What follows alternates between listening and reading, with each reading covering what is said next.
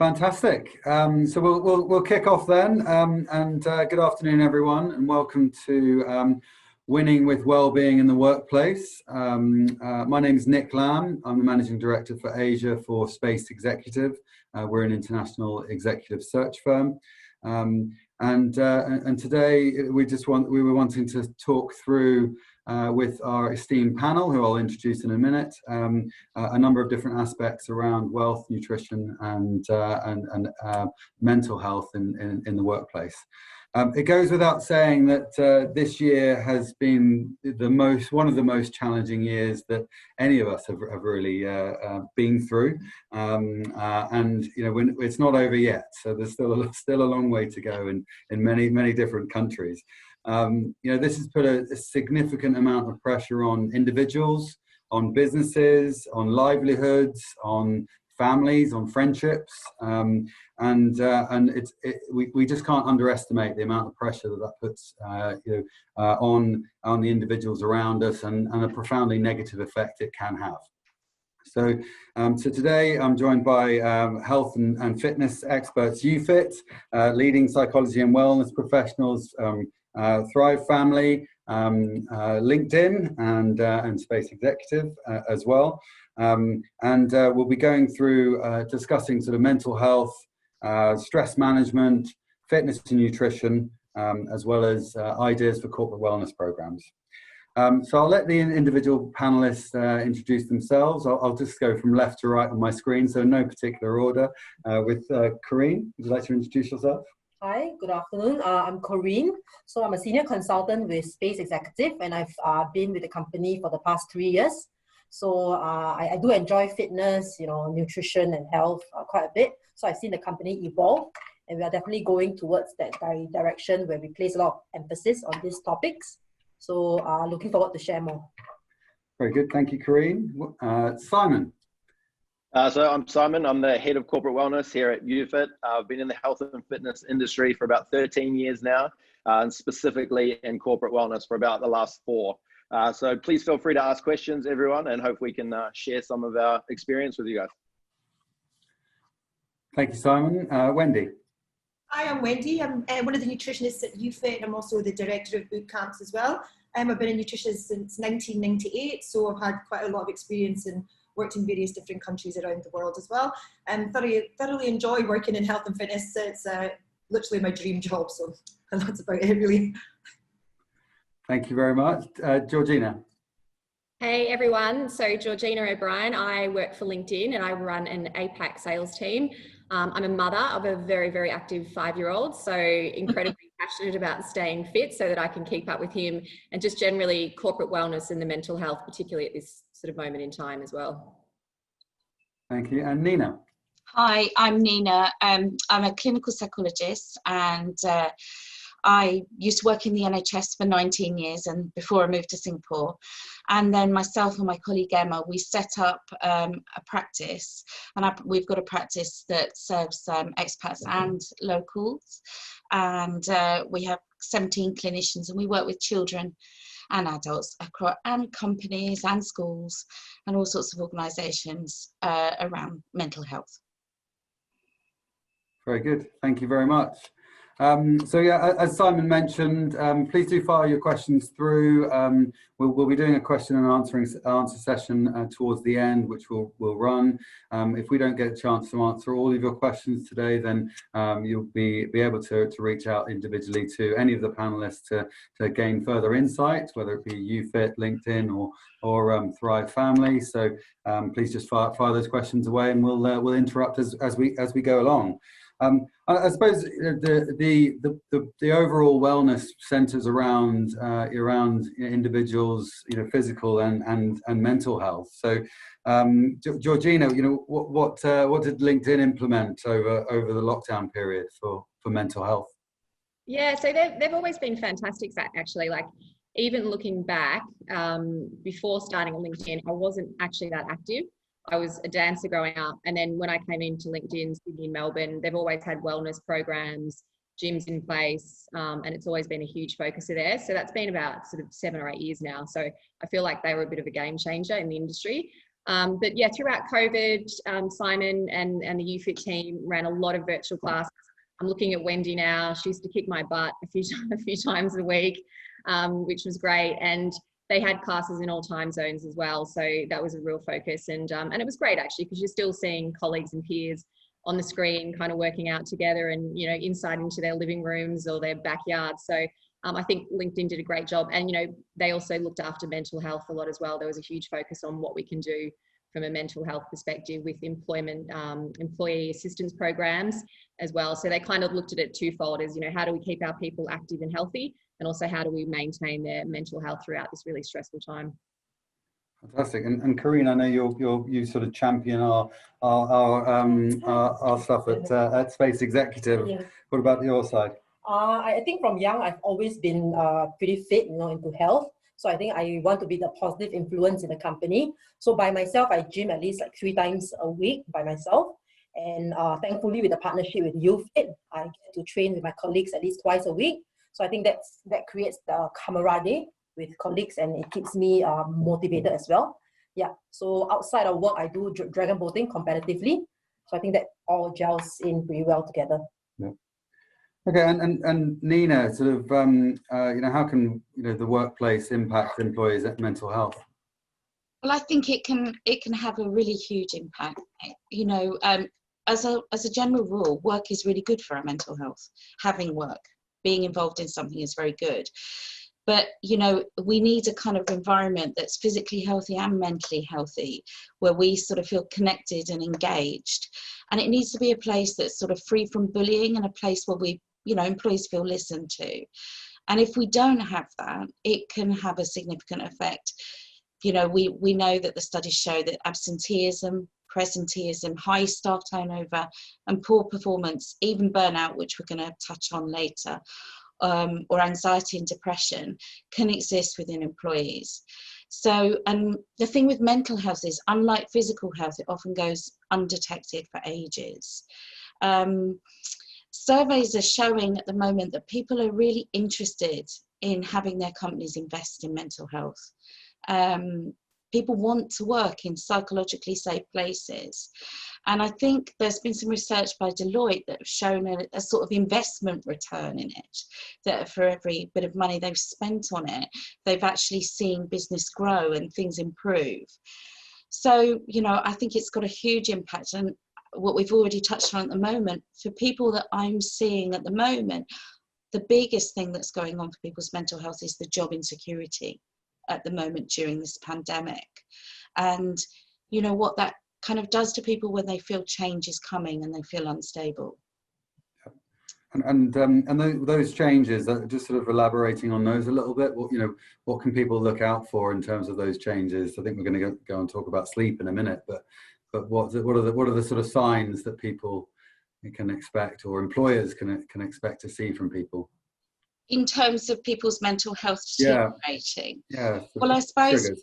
We quite often think about sort of a more classic burnout kind of picture when we're trying to think about, you know, and I know that all of us can relate to it.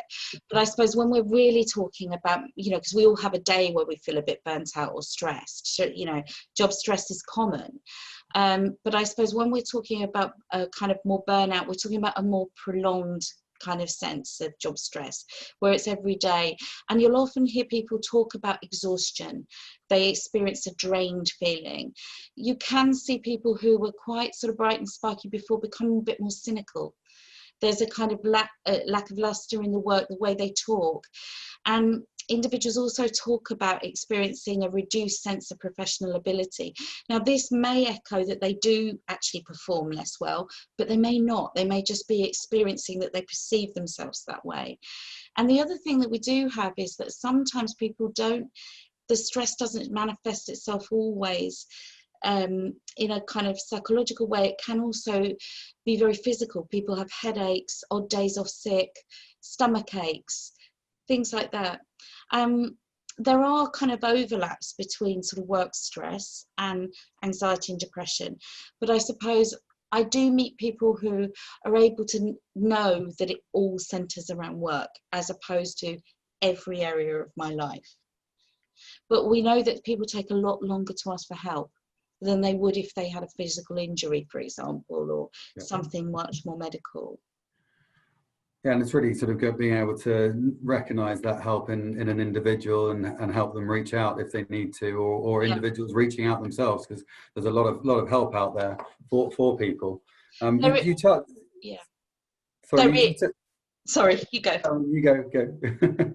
I was going to say there is, but in order for people to feel that they can reach out, you need to set an environment. And I know that we're going to talk a bit more about that later, because I think reaching out is, but if you're an employer, you need to reach out when you recognise that, or even a colleague.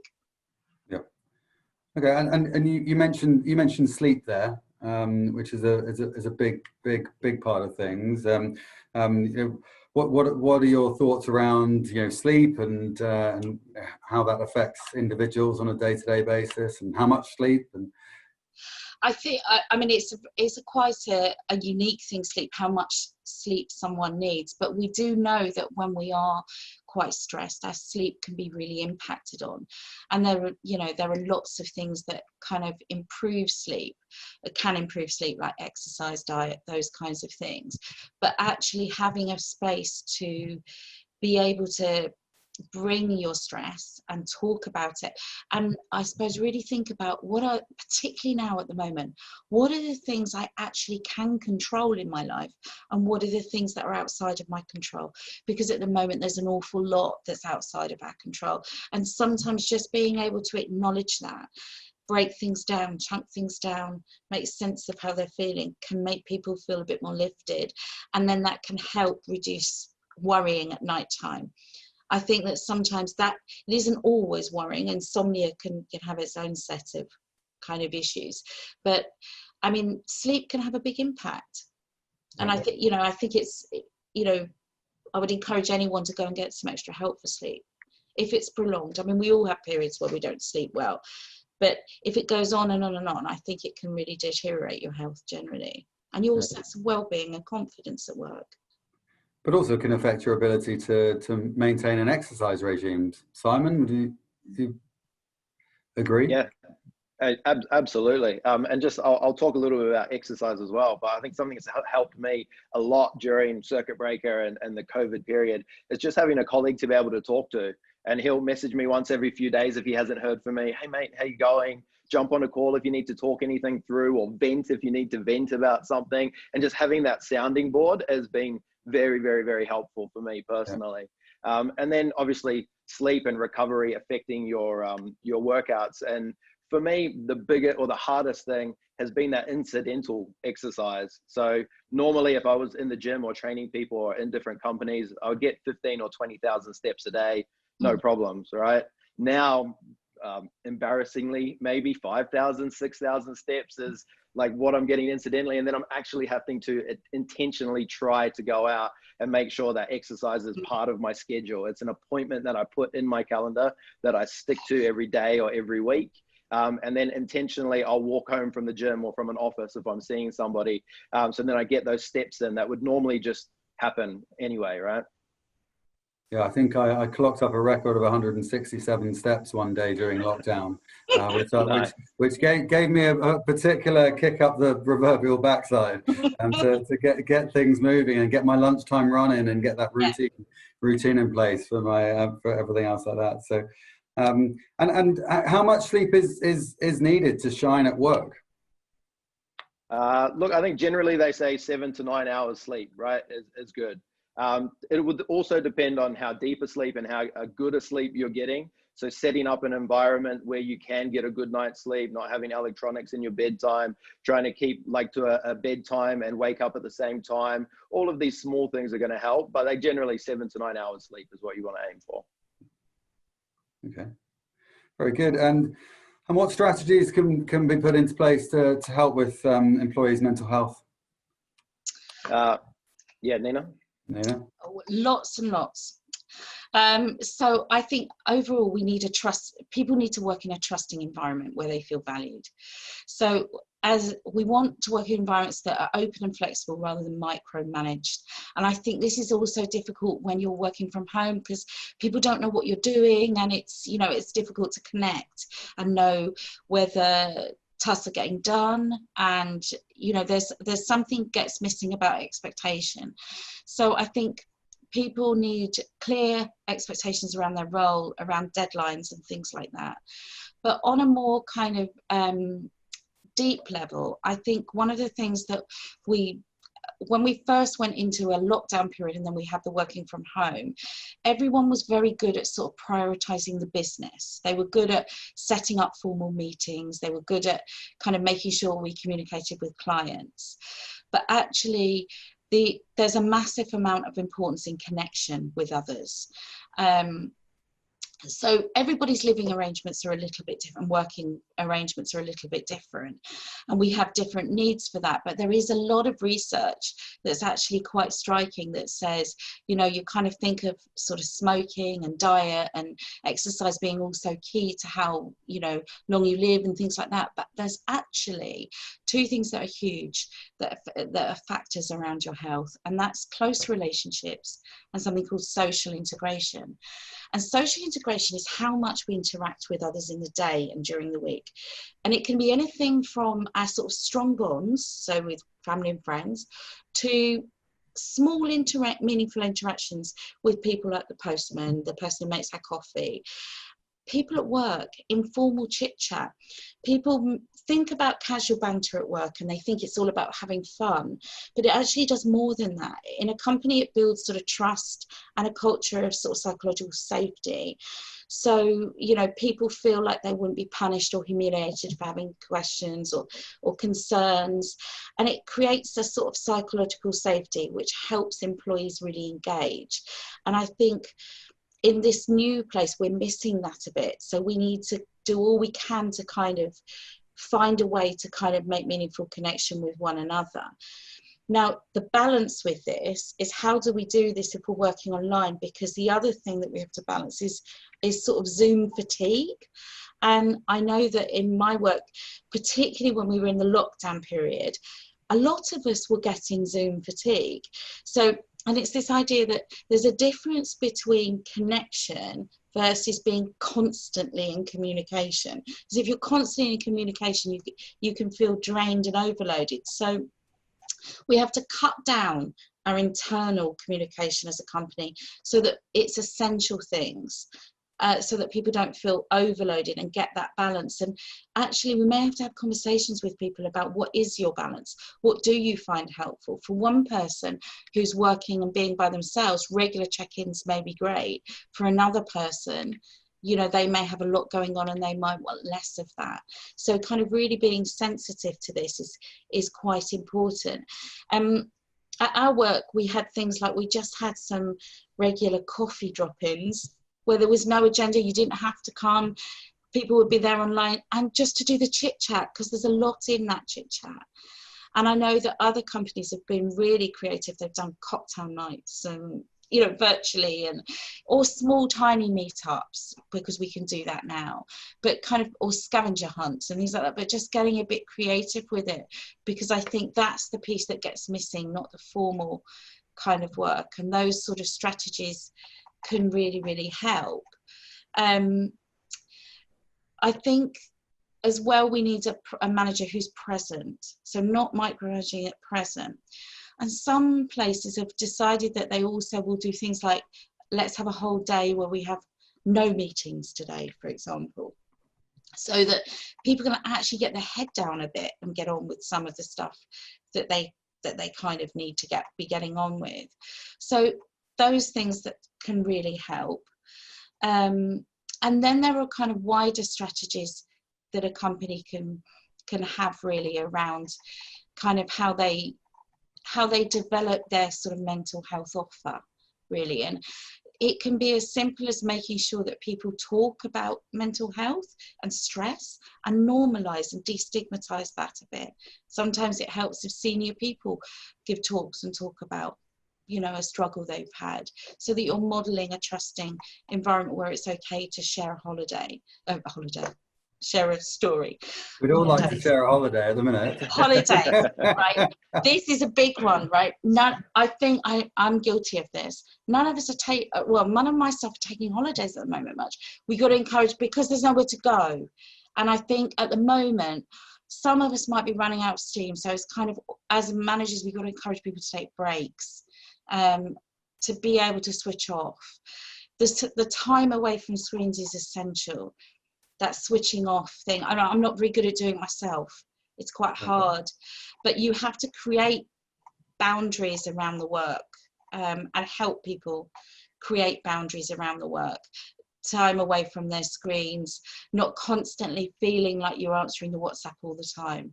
Because I think that the problem is particularly if you're working from home, you can feel like you're never away. You're like on duty all the time. And I think as managers or as employees, we need to be sensitive to that, to each other. And the other thing I thought that Simon said that was really important was, you were all saying about the lack of exercise because we don't have the commute necessarily. I think the commute psychologically does something as well that's quite important. We kind of gear up as we go into work. We start thinking about what our priorities are. We don't just get out of bed and be at work. And the same happens when we come back. Whereas now, if people are working from home, they step out of their bedroom office into their kids' face, and you've got all that sort of stuff going around. And so I think it's quite difficult to separate it. So we're talking about fake it, make a fake commute, go out for a walk, start marking it. I don't know, like do things that cue it, put music on, have something that says work's over. And I think a sensory change, getting outside a bit, even if it's not for full-on exercise, it's just for a stroll, I think helps with that kind of balance, really. And getting that balance at the moment is difficult for people. I think people are working really long hours. Yeah, I definitely agree with that, Nina. And I think that it's really important to be intentional with what you're doing now, right? The incidental stuff doesn't happen, and we really have to be intentional. Like you say, I was in the mode of kind of rolling out of bed, and then 15 minutes later I was on my laptop, and that was me for the day, right? And everybody seems to be the same. So really making it intentional at the moment of like, go outside. I love that idea of outside, right? Just go for a walk outside, even if it's only 10 minutes or so. Yeah. Can I just jump in and say, one of the other things I found having I've got 30 reps across the region is because they're not seeing managers in particular in the office, a lot of reps actually ruminate on things a lot more. So their connection to their manager might be just once a week instead of bumping into them in hallways and things like that. So we've had to make a concerted effort. And I agree to your point, Nina, about Zoom, is actually just picking up the phone occasionally or calling and over-indexing on communication. I think it's been really important for mental health. Particularly people that are on their own and have been in lockdown. Melbourne's a really good example of that. And I think as managers as well, we need to give permission to our people to exercise and to place mental health at the forefront. And I think we need to be examples of that. So I'm very scheduled. Simon will know this because he's my trainer. But I schedule my weeks very, very carefully, weeks in advance. You have to now. There's a lot of exercise classes that book out 4 weeks in advance. So I'm the annoying person on my WhatsApp group saying, make sure you book Orange Theory or make sure you book yoga movement. But then when people try and put time in my diary, I will very happily say to senior people or my team, hey, I can't make that time. That's when I'm actually going for a run or I'm going to UFIT. And I think it's important that we set that example as managers, and even our senior leadership team at LinkedIn does that. And actually one thing LinkedIn has done very well over the past few years is they used to talk a lot about how executives never slept. It was a big thing. Our CEO would only sleep for 4 hours. And, it seemed like this thing where if you slept less, the more successful you would become. So I have a theory that they all sat in a boardroom one day and said, that's not healthy for our organization. And they all started wearing sleep rings. And basically in all of our executive meetings, they talk about how much sleep they get, how important sleep is. And that's really trickled down throughout the organization as well. Fantastic. And you talk about sort of maintaining fitness at work. Nina, you've also mentioned diet being a massive part. So if we go on to the sort of main sort of fitness things, you know, what are the key ways you maintain fitness, Corinne, when you're at work? Maintain fitness. Oh, I set up a routine for myself. As I mentioned earlier, you know, I go to the gym quite a bit, at least 3 times a week. And I keep my nutrition relatively in check as well. Yeah. Yep. So that helps me in a high pressure recruitment industry. Good. And like keeping fit, work from home. What are the sort of pitfalls or pros and cons? I know from myself, unless if I'm at work, which I've been back in at work, I need to do my exercise in the morning. Otherwise, I just know I'm not going to get it done during the day. Whereas when I've been at home, I've had to have that lunchtime, get out, do a run, and then come back to break up the day. What are the other ideas around fitness at work? I think some people get caught up with the idea of like this perfect training program or this perfect plan, and they try to, like Georgina, plan it weeks and weeks ahead. And sometimes, probably not Georgina, things come up and the schedule changes, right? So I think it's important to give yourself some flexibility. Not so much flexibility around, are you going to work out today? I think definitely you should work out today, but flexibility around what does your workout look like? Something that I did just before circuit breaker was bought a couple of kettlebells and dumbbells that I have at home. And I've got 2 or 3 go-to workouts, and they're 15 or 20 minutes each. So it doesn't take much setup, doesn't take a huge amount of time. And if I can't make that perfect plan or that perfect schedule work, then I'll just do that 15-minute workout and I've ticked the box for the day, right? Definitely doesn't have to be perfect. Wendy, you've probably got some good advice around working out. Do you want to add in there? I'm exactly the same as you, Simon. I always have at least 15 minutes and I'm the same. I've got a lot of equipment at home because I teach outdoor boot camps. So even if it's just skipping in the garden and swinging my kettlebell around a few times, but you definitely have to put it in your diary, like Georgina said. If you don't schedule it in and make it a priority for yourself, you're just not going to do it. You make priority for everybody else in your life. I mean, like Georgina, I've got 4 kids, you know, and their schedule always comes ahead of my schedule generally. So I always make sure I have an hour in the day, preferably if I've got the time, where I just don't take calls. I'm off my phone for work and I just get into the gym and get it done. And if you don't do that, then you will start to lose emphasis and you will start to drop off because it's not a big enough priority in your life. I found through circuit breaker getting out into the sun really helped with my mental health. So I did do a lot more running over circuit breaker than I ordinarily would. I'm more into strength training personally. But I made sure that I was running every day, and just getting that sun really did help with mental health as well. Made it just feel less claustrophobic, less enclosed, and less like home prison because we're getting out in the sun. So just make it a priority is my biggest tip, really. Okay, and obviously you've changed being at home. You've changed your workout accordingly, but obviously diet is a massive part of your overall physical and mental health. You know, what's an optimum diet for sort of corporate professionals, would you say, Wendy? Well, an optimum diet for professionals is really an optimum diet for everybody. So, you know, everybody needs to be healthy and eat the right sort of things. It's super important for your mental health, as I'm sure Nina would back me. A lot of people believe that your gut is your second brain, and there's a lot of linked studies that too much sugar can really increase anxiety, and I think a lot of us have got enough anxiety as it is just now. So my biggest tips would be to make sure you've got enough fruit and vegetables in your house. So you've got a lot of vitamin-rich products in your house, because a lot of people will eat lots of energy-rich food, but they're not getting enough micronutrients, so vitamins and things. Vitamin D, vitamin C is super important, not just for our immunity, but also for, again, our mental health, right? If we're vitamin D deficient, and if you're not getting out a lot, which a lot of people are not, then you could easily be vitamin D deficient.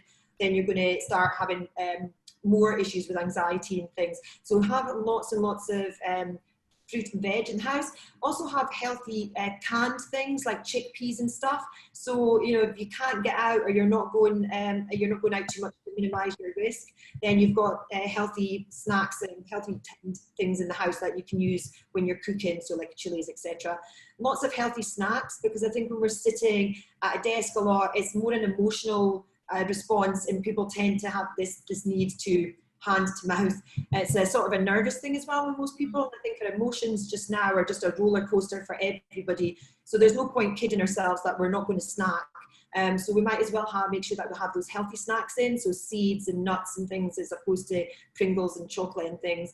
Limit your processed food as much as possible, because there's a lot of links with additives and preservatives affecting, again, our concentration and our ability to understand our emotions. So it's best to limit your processed food as much as possible. And one of the biggest things, like the exercise, you should really be planning your meals in your shopping list so that you stay on track as much as possible. If you leave it just to the wind, then you're always going to go for the less than healthy option. So if you've got your week planned out and you go to the supermarket, you buy the appropriate ingredients for your week, then you're definitely going to be much more on point.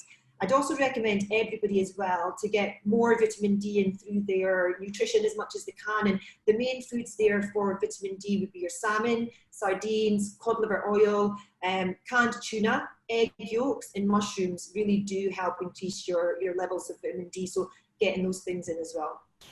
Can I just say, that's so funny you say about snacking. Since I work from home, I feel like I snack like every hour on the hour, kind of meeting, go to the kitchen, reward myself for finishing that meeting and then go back to the next one. So meal planning's actually really helped me. And I think with the snacking as well, like your concentration starts to go. I think we've all got issues with concentration starting to go. And what we used to do when you're in the office is you'd get up and you go and speak to a colleague for 5-10 minutes. Or you'd maybe walk to the water cooler and fill up your bottle, or just something to distract for 5-10 minutes. We don't have that when you're working at home. You've got limited access to those things. So you tend to go to the kitchen, have a look in the fridge, see what's there, and retrieve a bit of dark chocolate or whatever it is, and then go back to your desk. So we've replaced that human interaction with food. And obviously, alcohol comes into play with a lot of people. Can you just talk a little bit about sort of that from a nutrition perspective, or not, as the case may be? Not a gin and tonic. This is water, just like that.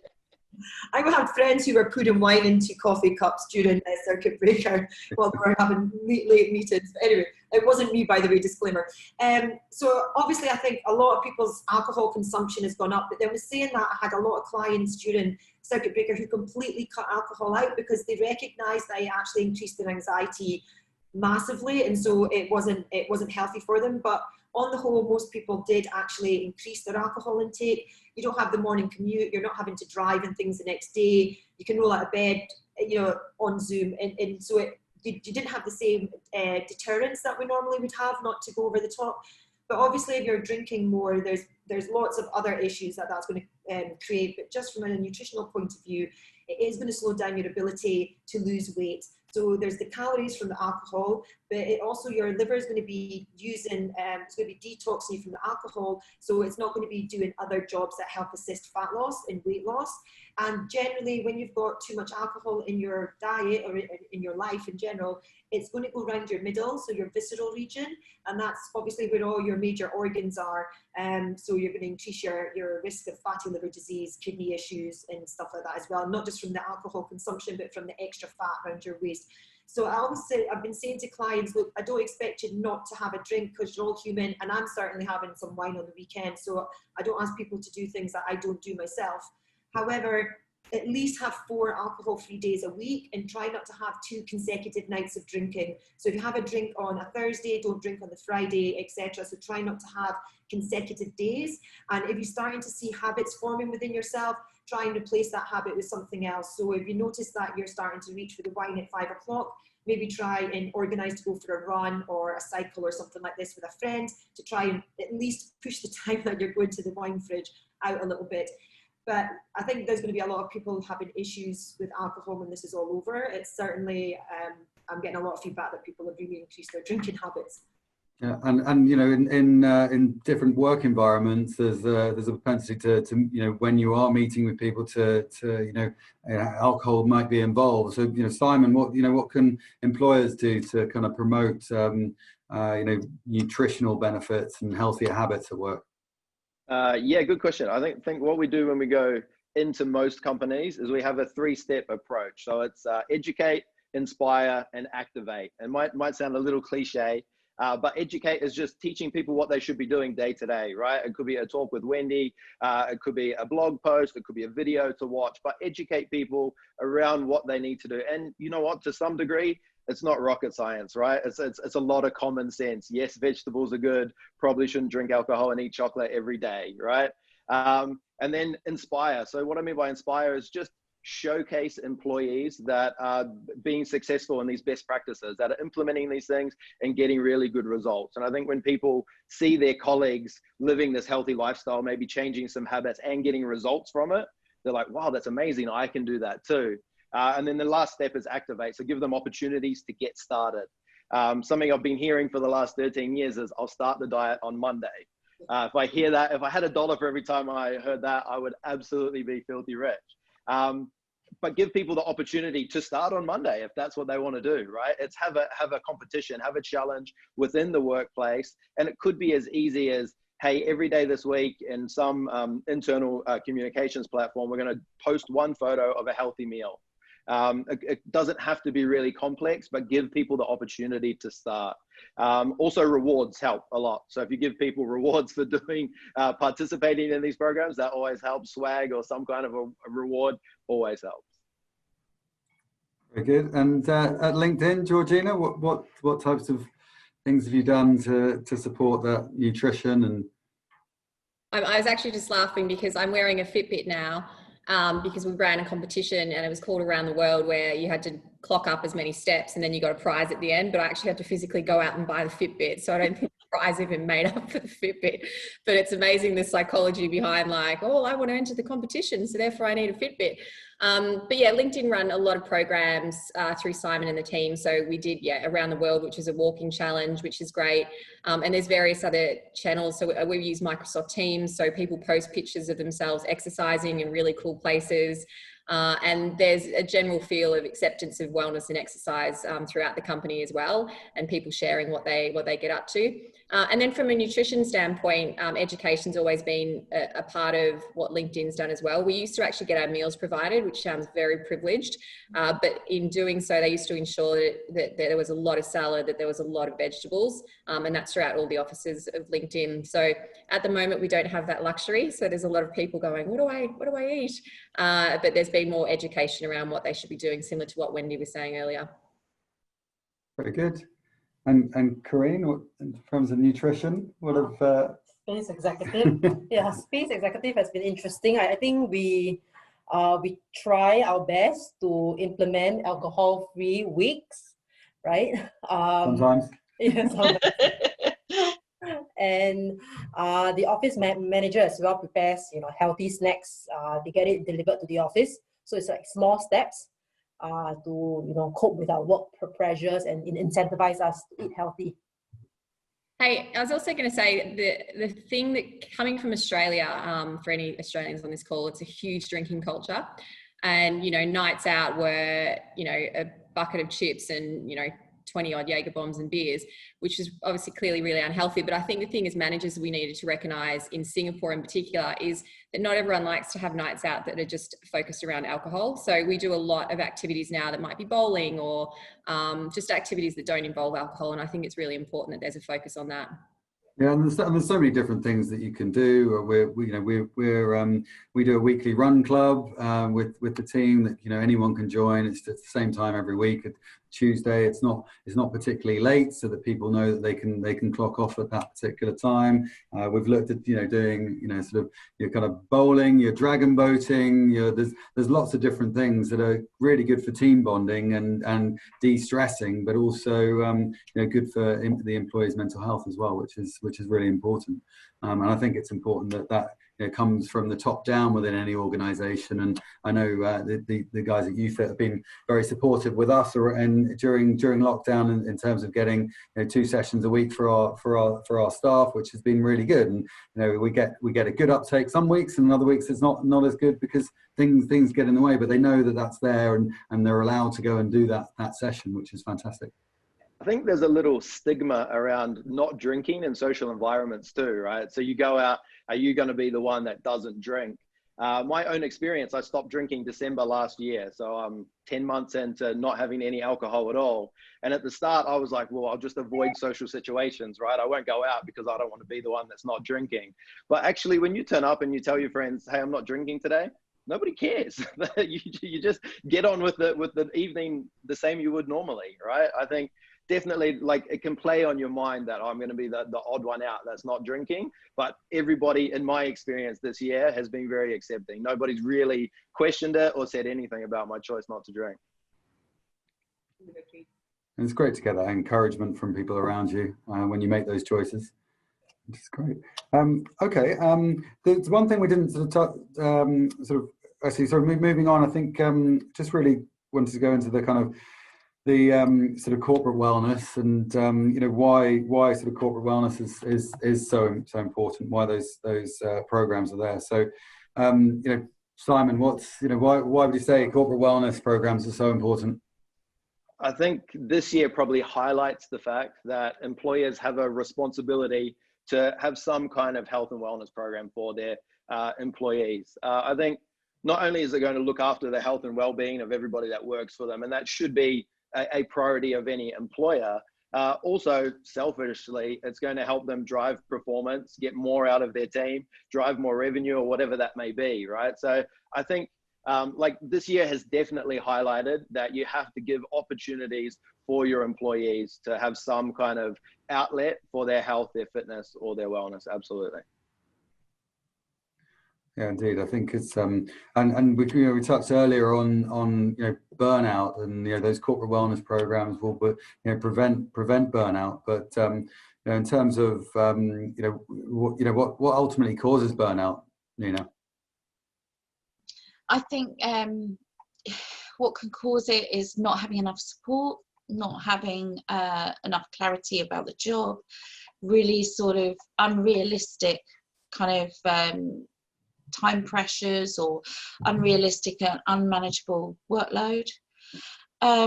Sometimes a perception or a reality around unfair treatment, and that can also be from a manager, but it could also be from colleagues.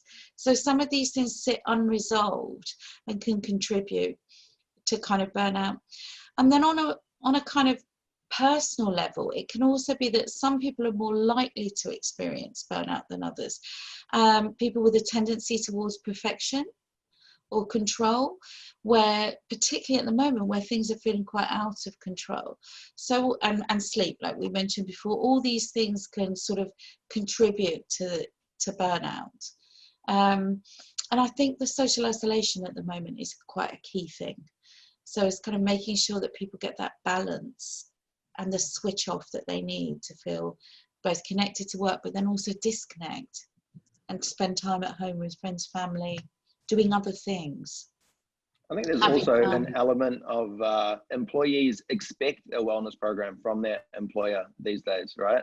They expect there to be something. And if employers want to have top talent and they want to have the best people working for them, they have to give them an opportunity to be able to have some kind of program within their organization. Yeah. Yeah. That will help prevent burnout, Wendy, right? Yeah, I think, you know, like everybody's talking about working from home, but really it's been living at work. So yeah, where you stopped working, and I actually recognised it in myself about a month into circuit breaker. I just didn't stop. I was constantly on my phone doing stuff. So there wasn't like, I get out of bed at 5:45 to teach a class at 6:30, and from that until I went to sleep, I was constantly doing something that was related to work. And if I wasn't, I felt guilty. And also homeschool, that's a whole different game, like not going to homeschool. That's a trauma. You're either on a work call or you're trying to, you know, get your kid to do school. And I took about a month in, I'm starting to feel frazzled. And I thought, I can't keep going at this pace. It's not realistic. And so I made a conscious decision that I would only work, you know, up until 4 o'clock in the afternoon. And then I was off my phone, and I wasn't doing any more work related tasks unless literally, you know, it was an absolute emergency.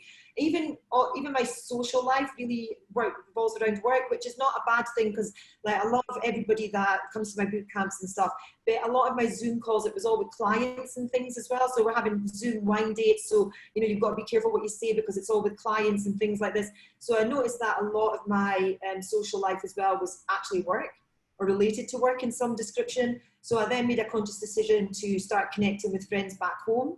And so doing calls with friends from Scotland, doing calls with my sister in Australia, just to really try and separate Wendy's life and UFIT, so that I just didn't hit the wall, and it worked. I felt a lot better the second half of Circuit Breaker. Of course, homeschool finished the second half of Circuit Breaker. Felt a lot better with having a bit of separation, even if it was imaginary. It didn't really matter if I was imagining there was a separation, it was still there. And I think a lot of people just feel they're concerned that they're going to lose their jobs because the market is so unstable just now. Yeah. And they're giving 150 to 200% of themselves instead of just, you know, their normal. They would go into the office at 8 and they would come out at 6, and then that they would put their best in at that time. They're working around the clock now, and that is not sustainable for even the strongest person long term. So I think employers need to be mindful, and, you know, if they see that their employees are doing that, then ask them to, you know, take a step back or a day off or something to try and just get away from the office, which is your bedroom, right? So yeah, I think with the... Oh, sorry. Sorry, Georgie. I think so many people are like attached to their phones at the moment and constantly on, which I think is pre-COVID and throughout COVID, but that's also how people are getting their like social connectivity. So we're more on social than ever and more on our phone than ever. So something that I do myself is put an hour in my diary every day, and I call it a nap. I won't lie. Sometimes I nap, sometimes I don't, but I just don't have my phone on throughout that hour. And I'm not on my laptop. And I've encouraged my team to do that. And actually some of them have like messaged me saying that, oh my God, I just had my first nap and I feel amazing. And, you know, they've, you know, disconnected midway through the day so that they've given them the energy to be productive for the rest of the day. And I think it's so important that we have that time where we're not constantly on our phones. I think there's a responsibility for the employer and bosses within businesses to do exactly that. One of our clients is head of HR for a big firm in the region. On her signature block, she has a little note saying, "I do not expect a reply to this email out of hours. I work on my own schedule, and therefore I'm sending this when at a convenient time to myself. Please reply when at a convenient time to yourself." Now, it's more of the sentiment around that, because if you're a boss and you're sending a number of emails over a weekend, for example, or at midnight, there is an expectation for the employee to respond straight away. Now, in some instances, there may be a necessity to respond straight away because it might be time critical or business critical. But in the most part, you know, does it make a difference if it's a reply on a Saturday or whether it comes through on a Monday? I write a lot of emails over the weekend and don't send them till Monday, so that I know that the staff don't get them over the weekend, and therefore the expectations they can chill out, they can do their family time, they can, you know, segregate the work-life balance. Yeah, I think that's so important as well. And like there's on Outlook, you can delay emails. So I do the same. I clean out my email box on a Sunday, but I don't want my team inundated with emails. So I just delay them all till Monday morning, and it makes such a difference. And they get a barrage on Monday morning. Yeah. I think social media is causing burnout just now. You know, like everybody's on social media, and depending on where you are in the world, you're in different situations currently. So after we got back outside and started teaching boot camps outside again, I deliberately didn't take any pictures of his outside training or put anything on Insta Story or any social media channels, because my sister lives in Melbourne and so does a lot of my friends live in Melbourne, and they were on a complete lockdown.